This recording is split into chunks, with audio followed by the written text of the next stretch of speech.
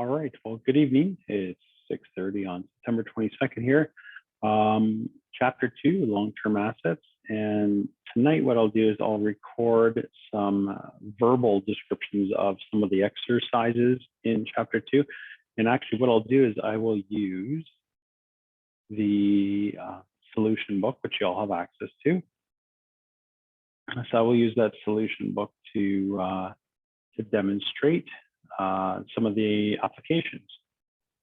And I just realized I did not unmute myself. So here we go again. Welcome to Chapter 2. Welcome September 22nd. I'm here to record some exercise walkthroughs, and I'm going to use the solution manual or solution workbook for these exercises. And this way I can verbally walk through how these solutions come together. So if you're following along, we're on long-term assets. And actually, before I get started, I'm just going to pop up a couple other things. Okay, so if you're following along long-term assets, we're going to start with question 3A, which is on page 46 of the workbook if you have the big, thick workbook. Otherwise, it's in the Chapter 2, page 8 PDF version if you have the soft copy separated by chapter. So in this situation, we have March 2020, this company brought its delivery truck to a garage. It upgraded the truck's exhaust system to increase its fuel efficiency. So they were improving the truck. The engine was also replaced to extend the useful life of the truck by 3 years, and they completed an oil change. The oil change is part of routine maintenance, which takes place every few months. So in this situation, we have an invoice from the garage that showed the exhaust system upgrade was $1,000, engine replacement $500, wishful thinking, and the oil change will cost $100, and we'll pay the invoice the following month. So we're asked to record this transaction. So we need to break down this invoice to what was the intent of the expense line that we're incurring. In this case, the first $1,000 charge on this invoice was for the exhaust system, which was to increase fuel efficiency, so it has value over the rest of the life of the vehicle. So in this case, we will debit the asset, the delivery truck, and credit AP. Second part of the invoice says we replace the engine, which extends the useful life. So again, it's a debit to the asset. We're increasing the value of the asset to the organization by $500. And the last part, though, is regular maintenance, just operating costs. So in this situation, we will debit repairs and maintenance for $100. Personally, if we had one invoice from a vendor, I would do this as one journal entry. So debit to delivery truck $1,000, debit to delivery truck for $500, and a debit to repairs and maintenance for $100, then a credit to AP for the total $1,600 because you only have one invoice. So typically you want your transactions to follow the document versus a piece of a document. But if you do it either way, as long as the total is the same, it'll work. All right, I'll move on to question 4A then. And in this situation, we purchased land, building, and equipment for a total of $800,000 on May 25th. We had to get the land, building, and equipment appraised because if you remember from the Chapter 2 lecture, you allocate the purchase price based on the appraised value of the components that you've included in that purchase price. So in this situation, it's worth $1 million across the 3 components. Gives us an allocation of 60% should be land, 30% should be building, and 10% should be equipment. So if we take those percentages and apply to the total cost, the total amount actually paid for that land, building, and equipment of $800,000, we will be required to debit the land for $480,000 in 60%, debit the building capital account for $240,000 being 30%, and debit the equipment account for $80,000 being 10% of the total purchase price. And in this situation, we're told we pay cash, so we'll credit cash accordingly for the $800,000. We will scroll down to question 6. And in this situation, Leonard Corporation acquired a machine first week of October and paid a bunch of bills. So we had the invoice price for the machine of $40,000. We had a freighting cost of $5,000 to get the item sent to our location. And we had an installation cost to set it up for running for $7,000. We're told that the estimated useful life of the machine is 8 years with no residual value. The company has a December 31st year end, and it uses straight line depreciation for long-term assets. And we depreciate it based on the number of months it's owned the asset during the year. So in this situation, our total cost for this machine is the 40,000 plus the 5 plus the 7. So we have a total cost for the machine of $52,000. That was what it cost to get the machine up and running for use. Now, we're going to determine or calculate the depreciation for the first 2 years of its life. So in 2019, we need to look at the number of months. So if we take the total cost of $52,000 divided by the fact that we say we'll keep it for 8 years, we'll have $6,500 per year. And if you notice, we jump to 2020, that's a full year, we have our $6,500. If we divide that by the number of months in a year being 12, times 3 months in 2019 being the month of October, November, and December, because we bought it in the first week of October, our 2019 depreciation should be $1,625. So if you take the $6,500 divided by 12 months times 3 months, you'll have $1,625. So our total accumulated depreciation after the first 2 fiscal years, being 15 months of ownership of this machine, will be $8,125, showing a net book value for this machine as of December 31st, 2020 of $43,875. Now, step B says on December 31st, 2020, so at the end of that second fiscal year, the business sold the machine for $40,000. And the sale happened after the journal entry to record the depreciation. That's important because if we haven't depreciated yet, we'd have different net book values. And so we need to prepare the journal entry to record the sale of the machine. First of all, we're told we sold it for $40,000, so we'll debit cash for $40,000. And then we need to remove the asset from our books. So I would go down and credit equipment for the value that's sitting in our capital account being $52,000, the amount that we capitalized on purchase. You would then debit the accumulated depreciation account for that $8,125 that's sitting in the AD, the accumulated depreciation account prior to this journal entry. And then you need a balance transaction. So if we sold our machine for 40, our net book value that we're removing is 43,875. We will have a loss on disposal of that asset for $3,875. So that'll hit our income statement as a loss for that year. The next question I'll go to is question 10A, which is on page 11 of the PDF or page 49 of the workbook.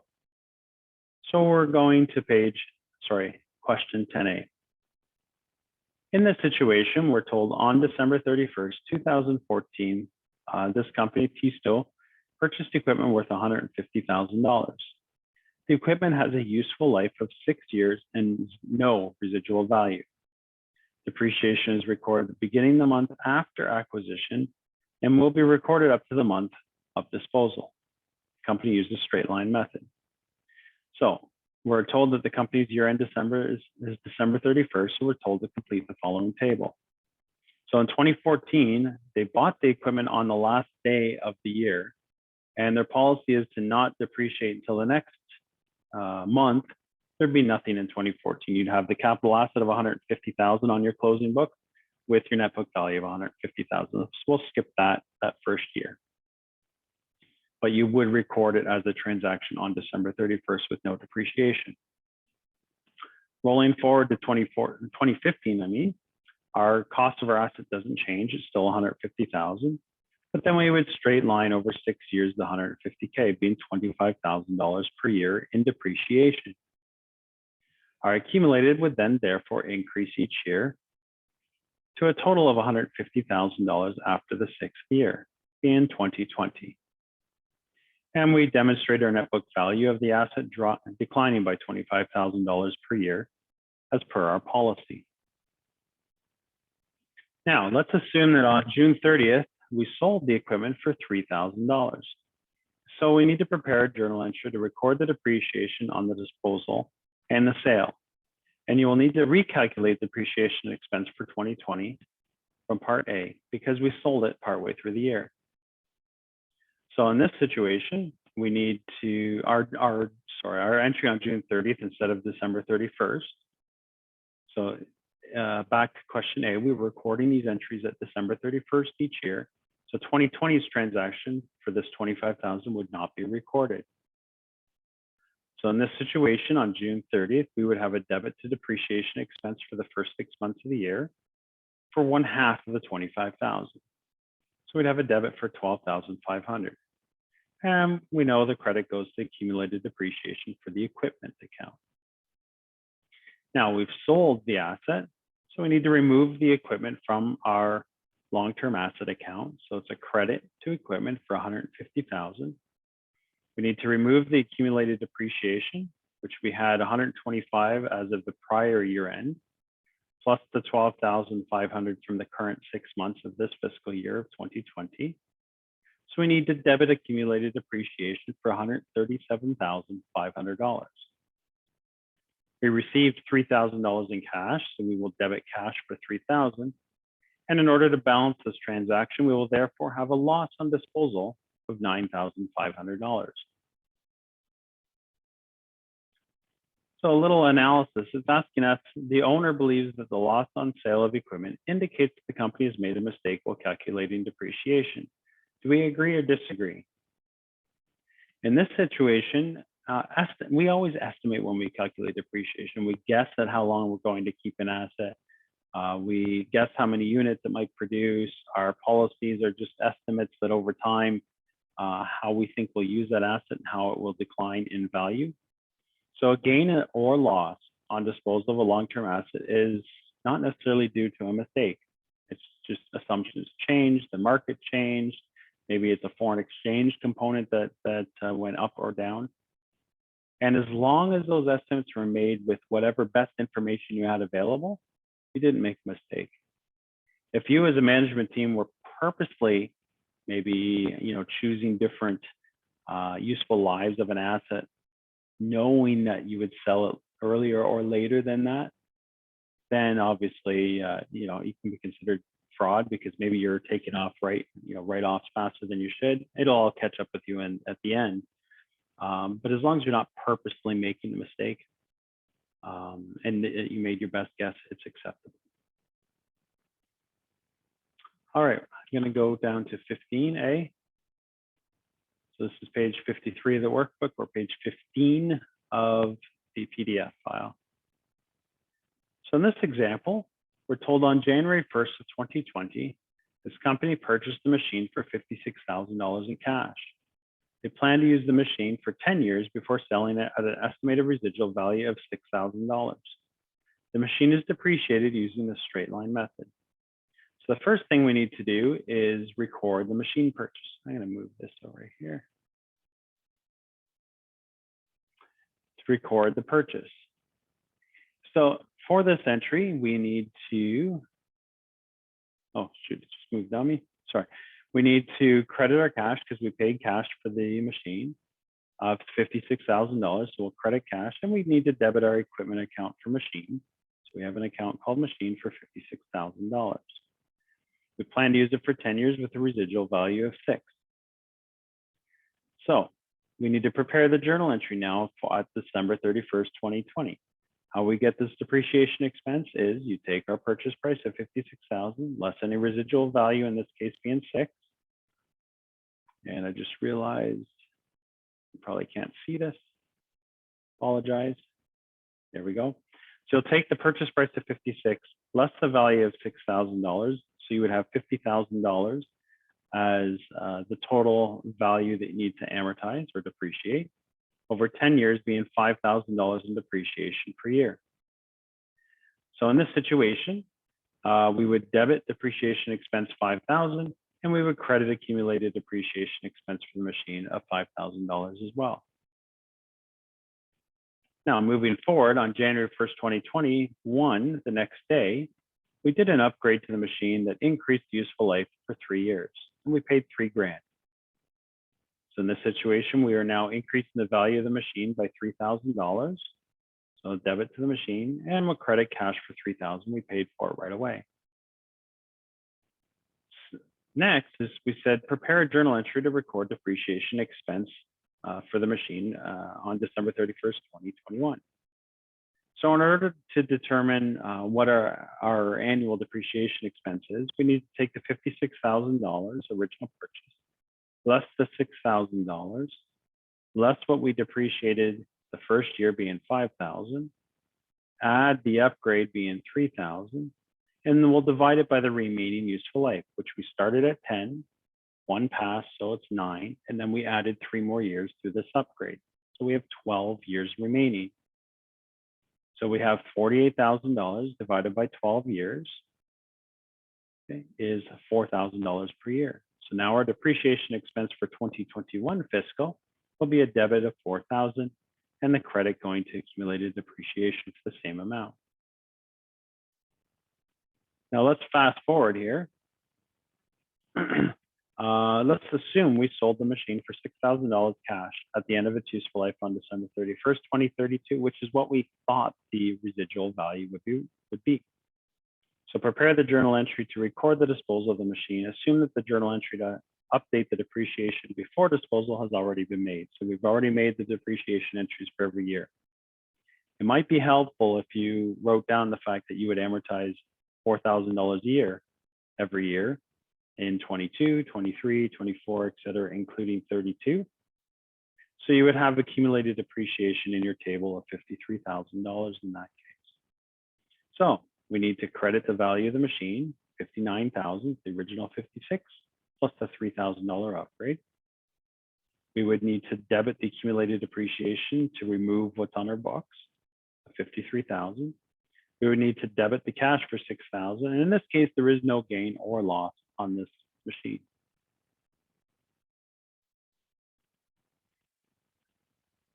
All right, I'm going to go to 21A. Another example is Mirabella. We spent a lot of years developing a process to produce widgets. You might say, what is a widget? It's something. It's a term we use and we don't want to describe what we're actually making. So let's call them widgets. Its lawyer suggested to register a patent. So the company obtained the patent on January 1st, 2020, paid $100,000 to the lawyer for the advice, $25,000 to the government for the patent, and $10,000 in other fees related to setting up this patent process. So to record the cost of the patent, we would have 3 different journal entries because it's 3 different payments. We would have a debit to patents, the asset account of $100,000 with a credit to cash. We would have a debit to patents for the $25,000 payment to the government with a credit to cash. And we'd have a debit to patents for $10,000 for the other fees paid with a credit to cash in this situation. So our patent value as of January 1st, 2020 will be the 125 and 10 being $135,000. The second part says the patent has a life of 20 years. Prepare the journal entry to amortize the patent for 1 year. So we take the value of 100 plus 25 plus 10 divided by the 20 years we believe that the patent has value will give us an amount of annual amortization of this patent for $6,750. So we would debit an amortization expense for patents and credit the accumulated amortization account. So the net value of our patents after 1 year would be the 135 less the 6,750. So what is that? 128,250. All right. We'll go down to 26A. So in this situation, one of the other areas we covered this week were some formulas related to long-term assets. So we're given a bunch of data on 2 companies, Tix Company and Suba Company. We're given this information for December of 2020 and December of 2019.